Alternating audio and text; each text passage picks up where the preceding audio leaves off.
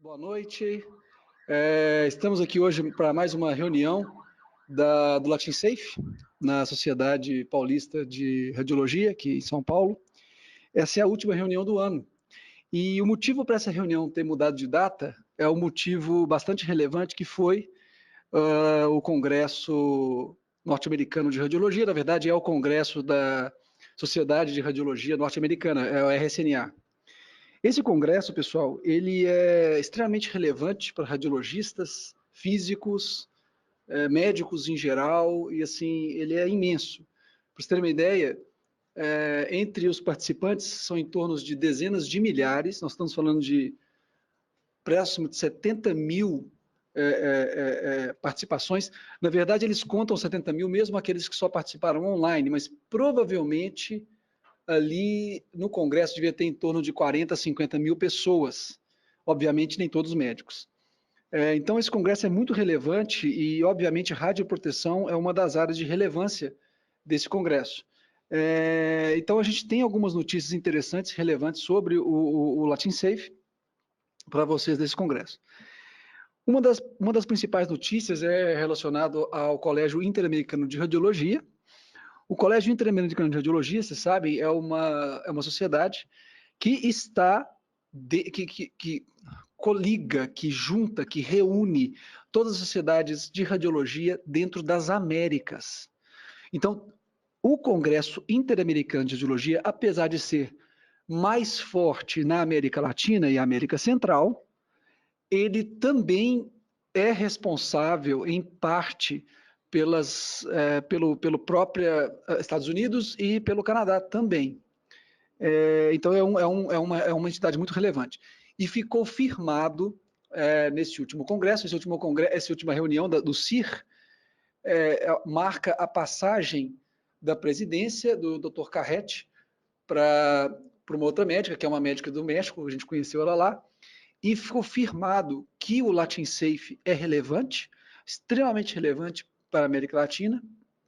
Eles vão continuar financiando e ajudando a divulgar o Latin Safe. Isso foi colocado lá para todos os membros que estavam lá do CID, devia ter algumas dezenas de pessoas, e foi definido isso. Então, assim, hoje o Latin Safe faz parte, ele está no guarda-chuva do CIR, eles vão continuar ajudando o Latin Safe, tanto financeiramente quanto de maneira dentro das sociedades. Isso foi muito bom, porque assim, mesmo durante essa reunião, já conversamos eu particularmente como presidente do Latin Safe, conversei com o presidente da Sociedade Mexicana de Radiologia. Eles têm muito interesse que o Latin Safe faça parte do congresso deles de radiologia do México, que vai ser agora em outubro, no início de outubro. Então isso já tem uma pauta, já tem uma atividade já prevista para o Latin Safe para outubro, que é o Congresso Mexicano de Radiologia, que vai ser no México mesmo. Agora eu não sei especificamente em qual cidade. Então essa foi uma das partes importantes do RSNA, essa reunião com o CIR. Outras reuniões importantes também aconteceram, tá? Uma delas, que já tinha sido firmada, mas eu vou recolocar aqui, é o compromisso do Colégio Brasileiro de Radiologia em também ajudar o Latin Safe. A gente sabe que a Sociedade Paulista de Radiologia teve e ainda tem uma relevância assim, histórica fundamental para o Latin Safe. Ela é uma sociedade que ajuda financeiramente o Latin Safe, ajuda com as sociedades do Latin Safe, esse intercâmbio com outras sociedades é feita de maneira muito forte pela Sociedade Paulista de Radiologia, ela que arruma os contatos, é a própria Lilian que faz parte aqui, que ajuda a gente aqui no colégio nessa aglomeração de e-mails e de conversas com as sociedades. Então a sociedade tem essa participação muito importante, mas o colégio também tem se mostrado muito encorajado a participar também, a ajudar o Latin Safe. E o Colégio Brasileiro de Radiologia tem uma particularidade interessante, porque neste ano foi criado no colégio o Comitê de Radioproteção. E esse comitê de radioproteção são físicos, radiologistas, médicos nucleares, tecnólogos, técnicos, que têm feito algumas medidas para ajudar também a avaliar a proteção radiológica no Brasil. E é só no Brasil, mas eles podem ajudar o LatinSafe, principalmente no Brasil, por exemplo, a ter dados de máquinas, a ter dados de radioproteção, a ter dados de DRLs, etc. Então, assim, bastante interessante isso. A outra reunião muito relevante que a gente teve foi uma reunião do Comitê Internacional de Radioproteção, que foi feita durante a RSNA, e quem preside essa reunião e quem organiza essa reunião geralmente e foi dessa vez também o Donald Frush, que é o chair do Immediately, junto com o Guy Frijar, que é o chair também do Eurosafe. Então, os dois fizeram essa reunião, lá tinham todas as iniciativas, todas. Tinha o LatinSafe, é claro, tinha a iniciativa asiática, mas dentro dela tinha a iniciativa chinesa, a japonesa e a do Oriente Médio, que é o Arab Safe. Ainda tinha o African Safe, tinha o Canadian Safe, tinha o Image Gently, tinha o Image Wisely, tinha o Aerosafe, tinha a Austrália, tinha a Nova Zelândia, e o Egito também participou dentro do Arab Safe. Então, assim, é uma reunião imensa, a gente pôde falar durante Eles deram para a gente 2 slides, para cada um de nós, 2 slides e 5 minutos. E foi interessante que o Donald Frush cronometrou, falou, olha, a gente tem que cumprir o horário certinho, para não ter problemas. E foi interessante ver as outras iniciativas. Pelo LatinSafe, a gente pôde falar principalmente das parcerias que a gente teve na América Latina deste ano, que foi particularmente a participação do LatinSafe em vários congressos da América Latina, isso não só com radiologistas, mas também com físicos, participando da América Latina, participando também no Congresso de Física Médica Americano, que foi até o Renato Dimenstein que participou, participando também de um comitê da Organização Nacional da Organização Mundial de Saúde, que foi a doutora Dolores Bustelo, que foi representando o LatinSafe. Então, tivemos bastante atuação do ponto de vista educacional e da interação de ver o que esse pessoal está fazendo no mundo. E o que eles estão fazendo? Eu vejo uma atividade muito grande das outras entidades nessa parte de educação, mas, por exemplo, quando eu olho, por exemplo, o Canadian Safe, eles têm muita preocupação também com os não médicos. Então, eles abrem canais para não médicos, eles têm uma linha de telefone para não médicos, tudo isso para incentivar pessoas a tirar dúvidas. Então, não médicos também têm uma relevância para esse pessoal. Dentro do Arab Safe e do AfroSafe, o pessoal tem a mesma dificuldade que nós temos da linguagem, mas eles têm tido uma penetração melhor nos outros países, que eu vejo. Fica difícil entender quais são as iniciativas deles, que é um tempo muito curto, mas eles tiveram uma penetração interessante, porque na África fala-se português, fala-se os dialetos, fala-se francês e fala-se inglês, mas então eles têm tido uma penetração nesses países de maneira interessante. Foi uma das coisas que foi colocada. O AfroSafe e o Arab Safe também tem um contato muito mais forte com o Eurosafe, então eles participam de congressos ali próximos da Europa, então eles têm mostrado uma parceria mais intensa com esse pessoal. E eu achei muito interessante uma parceria com o Image Wisely. O Image Wisely, ele tem também esse processo de divulgação, de educação, que eles fazem de maneira muito semelhante ao Image Gently, apesar de terem começado um pouco depois, mas eles agora estão disponibilizando vídeos educativos e com testes.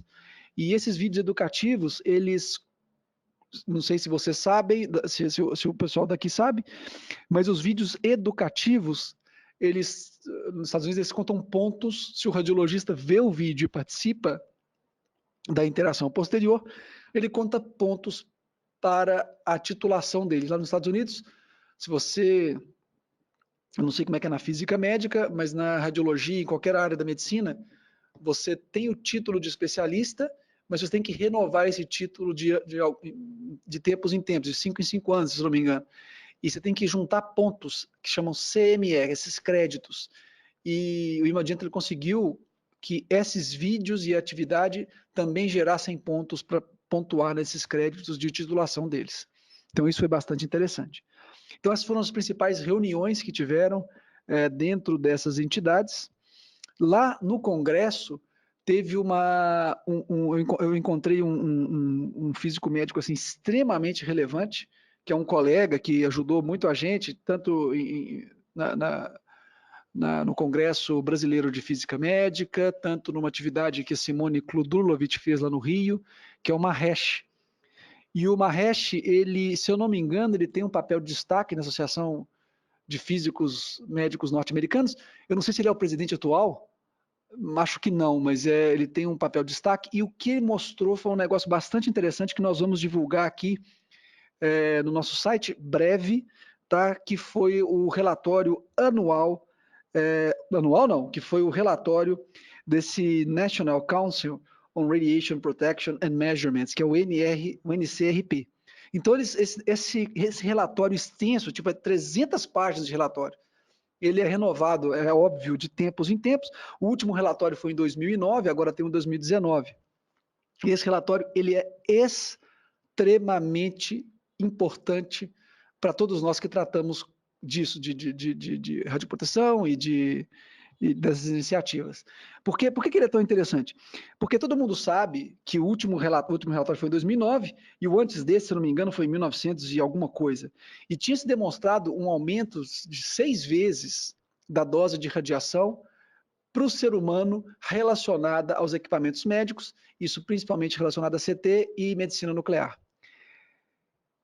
E isso teve um impacto muito grande, né? A gente ficou muito preocupado, mas agora o que eles mostraram nesse relatório é que houve, primeiro, uma redução relevante da dose de radiação relacionada a procedimentos médicos, foi de 15% a 20% de redução. Isso, se você for colocar em medicina nuclear, foi em torno de 50%, então foi extremamente relevante. Isso provavelmente na medicina nuclear é relacionado a uma menor utilização dessas técnicas, ou não menor, mas talvez melhor utilização dessas técnicas. E na tomografia foi mais interessante ainda, porque essa redução na tomografia se deu a despeito de um aumento do número de exames de tomografia que são realizados. Ou seja, mesmo aumentando a tomografia, a dose reduziu, ou seja, isso teve impacto nítido das campanhas, das iniciativas e da preocupação do pessoal em reduzir a dose. Isso são dados entre 2009 e 2019. Conversando com o Mahesh, ele falou especificamente que ele já tem trabalhos na Radiology, que vai ser tipo um resumo desse NCRP, porque, como eu falei, são 300 páginas, então vai fazer alguns artigos de resumo que vão ser mais fáceis, para os físicos talvez não, mas pelo menos para nós radiologistas, a entender melhor esse relatório e poder divulgar esses resultados. Vimos, obviamente, eu, como pessoa física, médico e não como representante do LatinSafe, vi várias palestras relacionadas à redução de dose e, obviamente, tem duas coisas nesse padrão. A primeira coisa é que ainda se tem muitos trabalhos falando de redução de dose e eu vou focar principalmente em uma técnica, que é a técnica de reconstrução iterativa de imagem usando métodos de inteligência artificial. Então, isso foi bastante interessante. Eu vi tanto resultados assim impressionantes de técnicas comercialmente disponíveis, quanto resultados muito interessantes de técnicas desenvolvidas nas universidades. Uma das técnicas desenvolvidas na universidade me chamou bastante atenção, que ele trabalha as imagens já reconstruídas. Então, seria uma coisa assim que pode ser utilizada em larga escala, em qualquer tomógrafo, em qualquer aparelho, independente da fabricante. Obviamente, isso aí não está disponível ainda comercialmente, mas os resultados desse grupo foram realmente muito interessantes.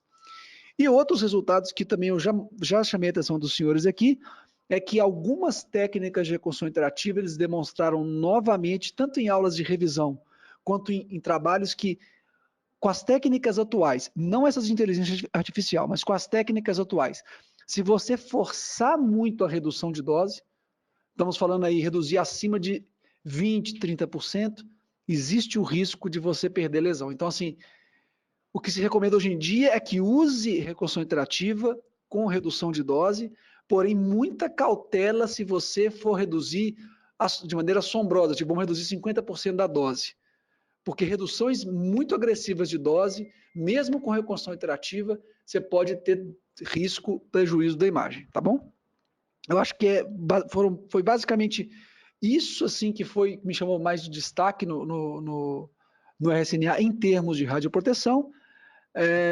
Chama atenção também que provavelmente vamos ter assim, novas discussões sobre isso, particularmente próximo, no começo do ano que vem, particularmente próximo de março, que é o Congresso Europeu de Radiologia, mas eu queria chamar aqui, para complementar a minha fala, o Dr. Renato Dimenstein, que vai dar um pouquinho mais de profundidade no que foi falado no RSNA em termos de física médica.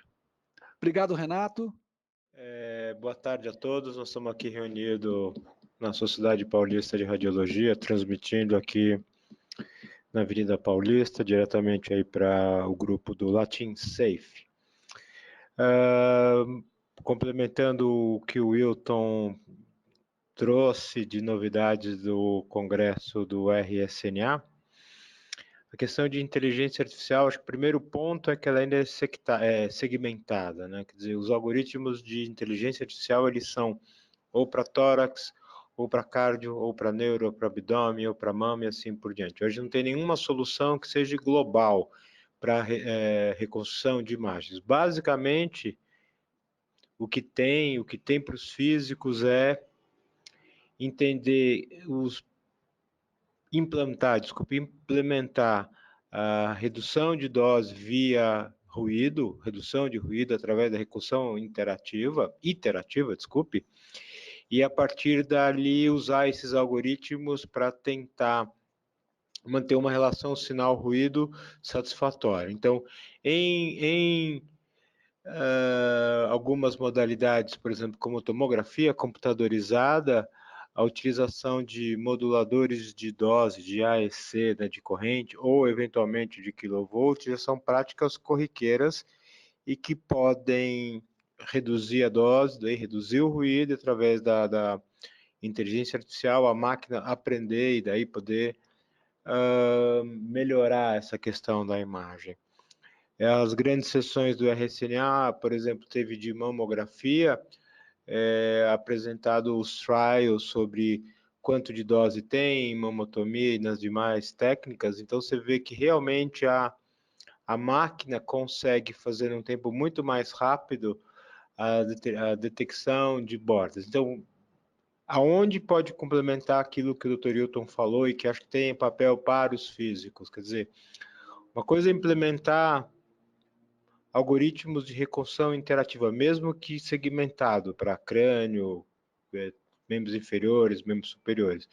Mas aonde tem um potencial gigantesco de atuação, de crescimento, onde realmente nos próximos 5 anos vai ter a capacidade de físicos e tecnólogos de mexerem, é no que eles chamam de KIBA, que é Quantitative Image Biomarker Alliance, quer dizer, você fazer segmentação. E isso tem um potencial realmente extraordinário. Quer dizer, você tem uma lesão, você fez a reconstrução, você fez a reconstrução iterativa, você usou inteligência artificial, então você pode ver uma textura, quer dizer, você pode determinar a textura e daí você pode dizer qual é o estadiamento das lesões. Isso vai indicar, isso vai necessitar claramente uma mudança de paradigma dos físicos, dos biomédicos. A primeira mudança de paradigma é que KIBA é uma modalidade que vale para tomografia, vale para ressonância. Desculpe, KIBA não é uma modalidade, é uma forma de analisar, de quantificar as imagens. Isso indica que o processo de formação ou de atuação do físico, ou do biomédico, ou do tecnólogo, ou do engenheiro, e do médico, vai ter que ter questões de processamento de sinal. Porque KIBA, de alguma forma, de multimodalidade. Significa que na estação de trabalho a pessoa vai saber ter que usar as ferramentas de reconstrução, de análise, de segmentação. E isso é um campo inesgotável de atividade. Não estou dizendo de pesquisa, estou dizendo de aplicação médica. Então, a gente tem, de um lado, algoritmos de reconstrução e de inteligência artificial, que é uma mudança de software. 2, há realmente um limitado valor do desenvolvimento dos equipamentos. Os equipamentos dos diversos fabricantes de tomografia, de ressonância, são muito parecidos. O que tem é um potencial, é uma coisa extraordinária, diferencial de processamento. Então, as pessoas que trabalharem com processamento de imagens, estou falando de testes de imagens, estou falando de garantia da imagem, vão ter aí realmente os próximos 5 anos aí um mercado que não está explorado. Um terceiro ponto institucional que acho que vale a pena complementar o que o Wilton trabalhou é que existe uma possibilidade concreta da Associação Brasileira de Físicos em Medicina em ter um termo de cooperação com a Associação Americana de Físicos, a APM, né, dos Estados Unidos, e com uma coisa interessante, porque no Brasil são 750, 800 físicos em medicina certificados. Nos Estados Unidos são 10 mil físicos em medicina. Então, a possibilidade de a gente estabelecer um convênio, um intercâmbio entre uma associação brasileira que mexe com imagens e proteção radiológica e uma grande associação que é um dos sponsors, que é uma das pessoas das instituições que organizam o Congresso americano, é enorme. Nós discutimos isso com o físico Seyfield Hughes. Ele se mostrou totalmente aberto a, fazer esse intercâmbio. 2, havia a possibilidade de bolsas de estudo de brasileiros, de físicos do Brasil, irem para os Estados Unidos. 3, de ampliar a participação dos físicos do Brasil junto à APM ou em webinars. Uma outra possibilidade, através desses intercâmbios, foi feita através do Dr. Renato Adam Mendonça, que é presidente da Sociedade Internacional de Radiologia. Ele nos apresentou ao presidente da Comissão Europeia de Radiologia, da Sociedade Europeia de Radiologia, que vai nos disponibilizar as formas como os físicos têm a residência e as formas como os físicos treinam os radiologistas durante as residências. Então, eles vão nos enviar para o LatinSafe o que cada residência médica ou residência de físico, como é ensinado, o que é ensinado, como é feitas as avaliações e o que eles esperam. Então, as pessoas que tiverem interesse que estão atuando em educação, na residência médica das radiologias ou nos cursos de aprimoramento de física médica, tem esse espaço aberto e que podem entrar em contato com a DEDIC para poder a gente saber quem as pessoas que têm interesse em educação, aonde estão trabalhando, porque assim que chegar esses documentos, a gente pode disponibilizar para todo mundo. Eu diria que as pessoas que não vão ao RSNA, que apesar de tudo, vale muito a pena um dia se programar para ver o que é a radiologia no mundo, como isso se manifesta. Quer dizer, são 70 mil pessoas do mundo inteiro, não chega a ser uma torre de Babel, mas é uma participação internacional onde todas as empresas estão expondo. Então tem situações extraordinárias. Por exemplo, no RSNA foi apresentado um equipamento chamado Fidelity, que é uma ressonância de 63 militesnas, que ela é portátil. Ela pesa 200 quilos. Então, você pode ir lá no pronto-socorro e fazer um exame.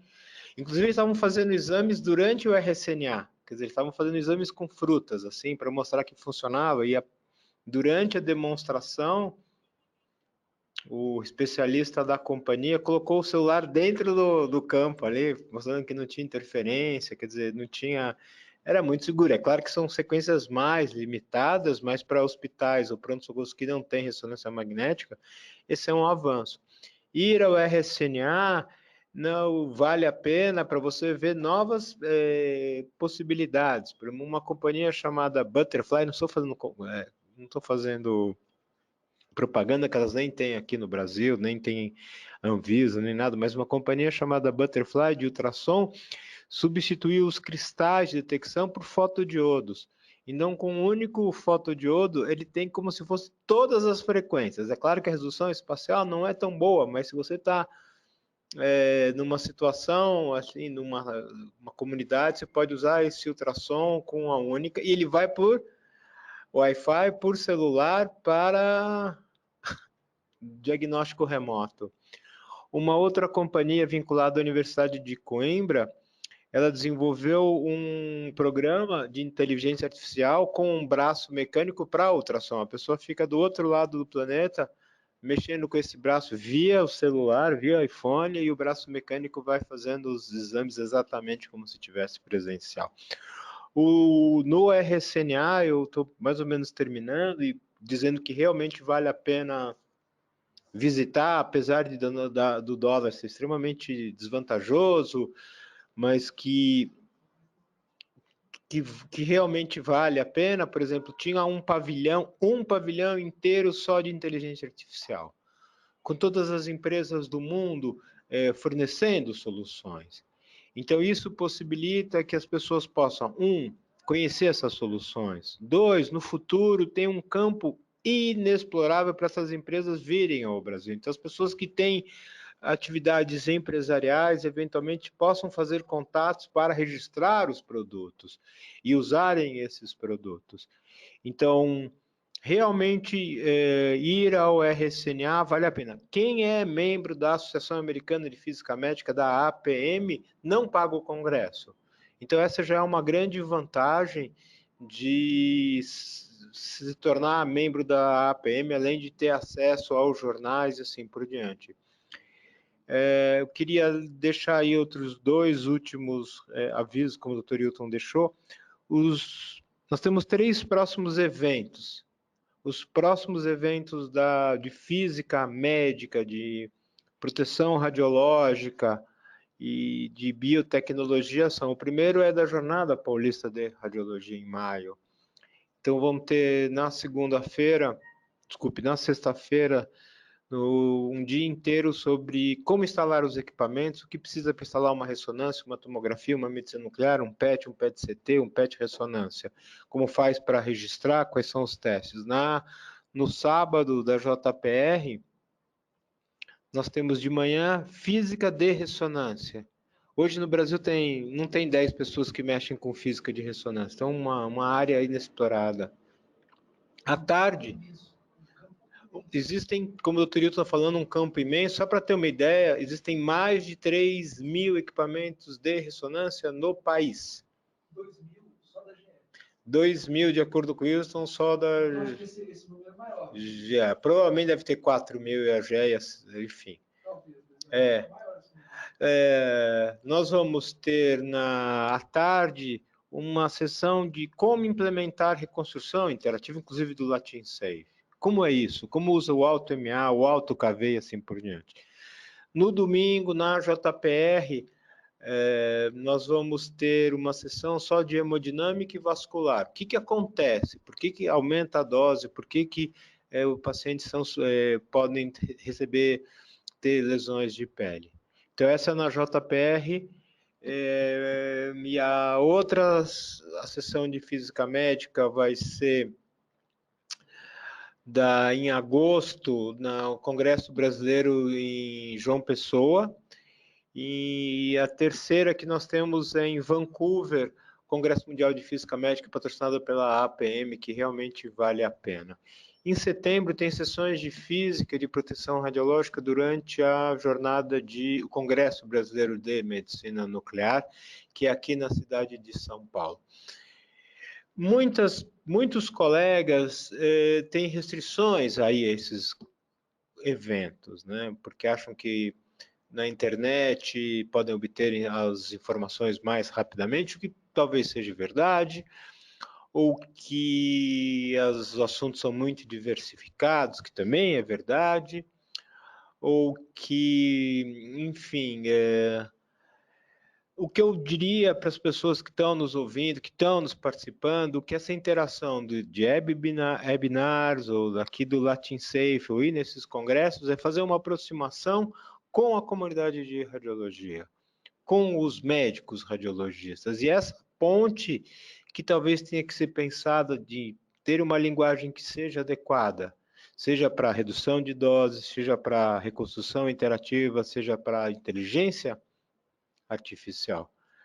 E para encerrar, eu gostaria de agradecer as pessoas que participaram esse ano do Latin Safe, que mandaram as contribuições.